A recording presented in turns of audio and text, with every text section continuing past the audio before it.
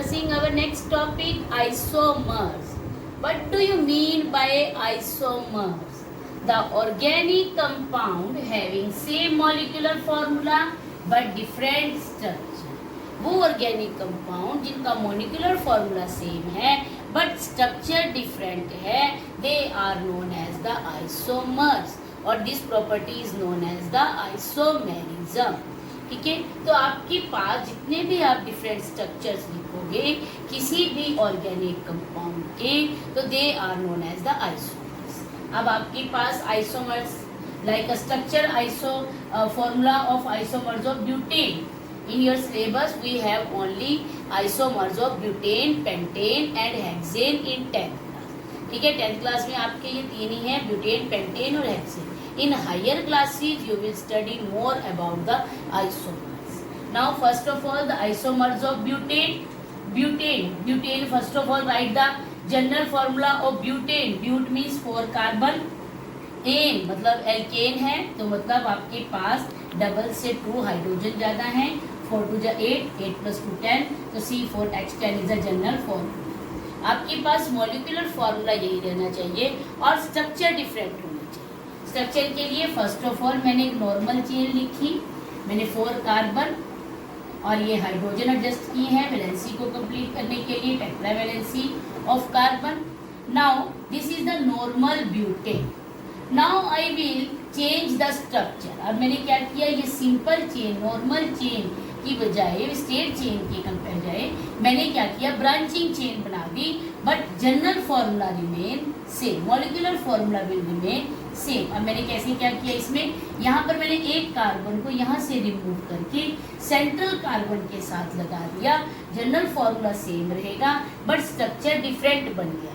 अब आपके पास जो स्ट्रेट चेन 4 की थी, अब वो कितने की बन गई, 3 की बन गई, और एक कार्बन यहाँ से रिमूव होकर सेंट्रल कार्बन के साथ अटैच हो गया, और बाकी मैंने यहाँ पर टेट्रा वैलेंसी कार्बन की पूरी की. ठीक है, स्ट्रक्चर डिफरेंट है, you can see here, but general formula remain same, molecular formula remain same in both structure. 4 carbon 10 hydrogen, 4 carbon and 10 hydrogen. The naming common name of this normal butane, the common name of this structure isobutane. The common name of this structure isobutane. You can write this structure in this form also. C और ये 3 hydrogen है, we can write it CH3. ये C 2 hydrogen है, CH2. C carbon 2 hydrogen है, CH2. C और 3 hydrogen है, CH3. I can write this structure formula also in this form. Now here CH3, CH, CH3 और इस carbon के साथ एक कार्बन अटैच है, देखिए, और इस कार्बन में भी कितने हाइड्रोजन है, 3, तो CH3. You can write this structure also in this form. These are the isomers of butane और this is the common name of isomers of butane. ठीक है, ये कॉमन नेम है हमारे पास isomers of butane. In this way you can write the isomers of pentane, hexane, and you can practice other more isomers of alkanes. Now students, we are drawing the structure formulae of isomers of pentane like butane. जैसे हमने butane के draw किए हैं, same we can draw the isomers of pentane, hexane, heptane. हम drawing the isomers of pentane. First of all we will write the molecular formula of pentane, C5H12. This is the molecular formula of pentane. In all structure this molecular formula remain maintained. हर उसमें structure में ये formula maintain रहना चाहिए. First of all I am writing the normal formula 3 4 5. I am balancing with hydrogen. This is known as the normal pentane. This is the straight line structure of pentane. इसे कहते हैं normal pentane.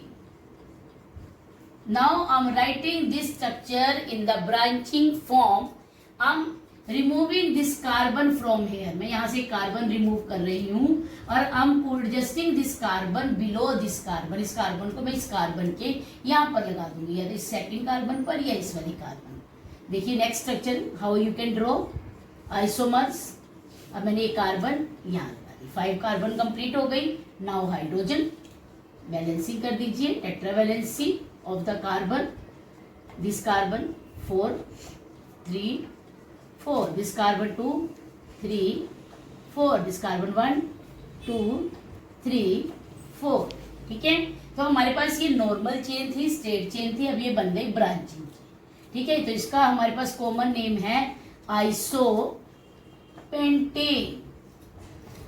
Now pentane has 3 isomer, this is the second isomer of pentane. Now the third isomer of pentane 1 2 3।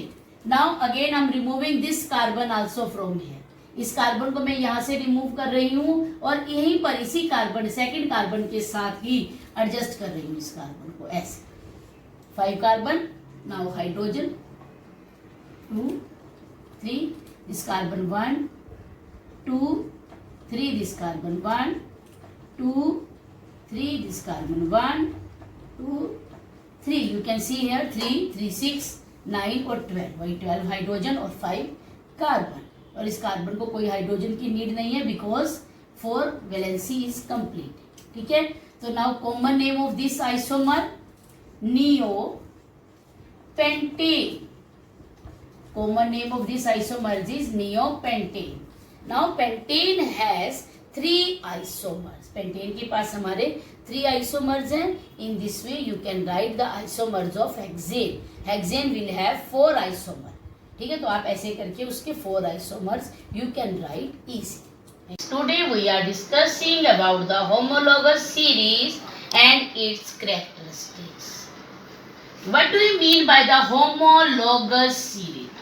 Homo means same, लोगस means difference और series मतलब group, कि जहां पर एक group है कंपाउंड का उसमें CH सेम किसी ग्रुप का डिफरेंस है, उसे कहते हैं होमोलॉगस सीरीज। तो हमारे पास group of organic compound, series means group of organic compound having same structure, structure same है, सेम केमिकल प्रॉपर्टी सेम है, बट सक्सेसिव कंपाउंड मतलब जो एडजेसेंट कंपाउंड हैं they are differ by same thing, मतलब CH2 group, उनमें जो difference है adjacent में वो CH2 ग्रुप का डिफरेंस है, उसे कहते हैं होमोलॉगस सीरीज।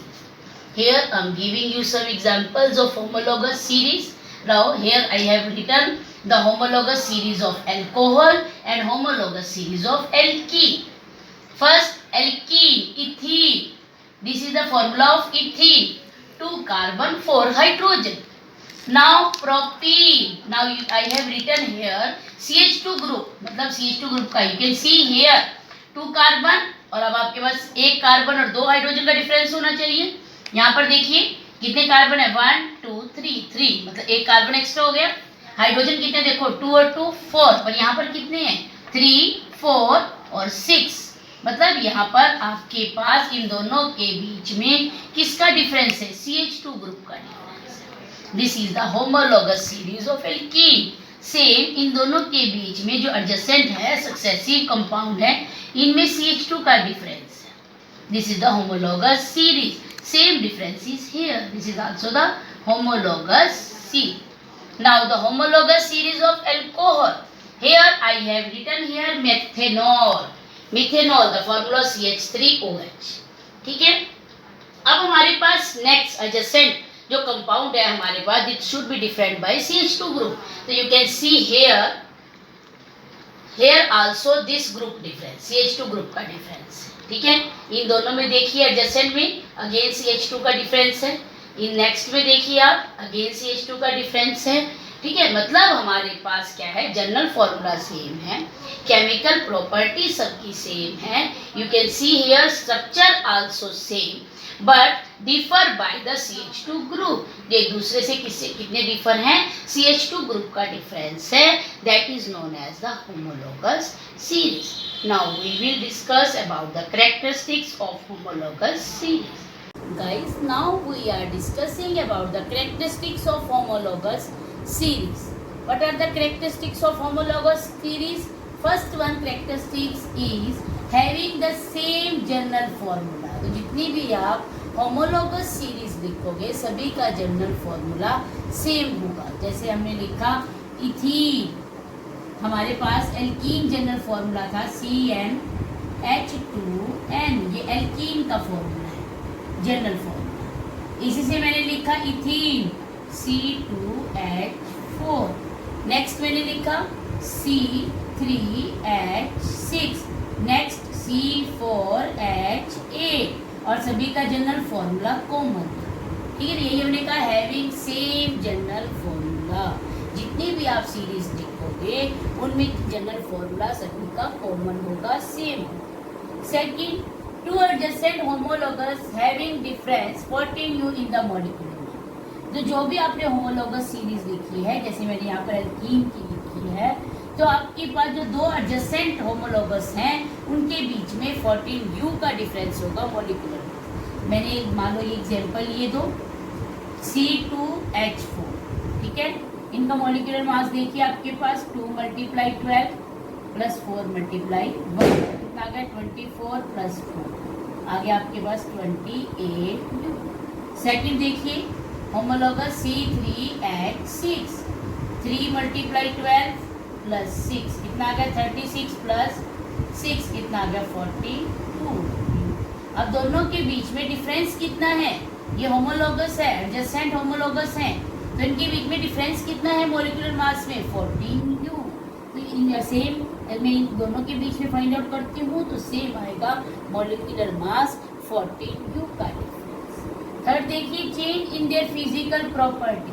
हमारे पास इनकी फिजिकल प्रॉपर्टी डिफरेंट होगी.